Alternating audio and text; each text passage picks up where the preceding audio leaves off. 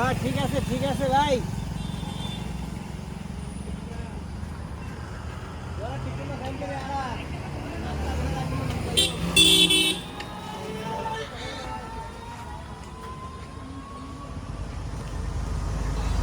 এই ক্ষেতের, হ্যাঁ এই ক্ষেতের থেকে তুলছে, ক্ষেতের মাল খেতে তো বললাম এখান থেকে তুলে নিয়ে আইছে। ভাই।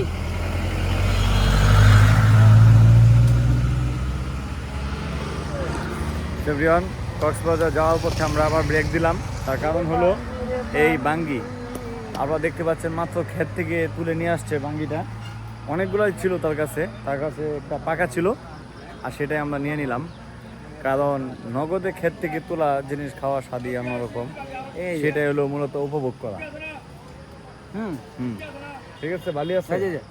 হ্যাঁ, টেস্টি মানে পুরা বালু বালু। এই যে কাটিং মাস্টার, এই হাতটা তো গলাটা কাটো।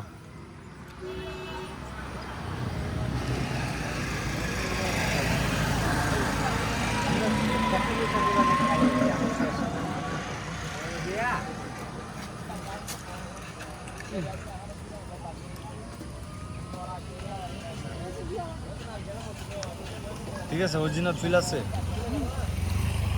কেটে না একবার ভালো না, আবার মাটিও না। মাটিও না।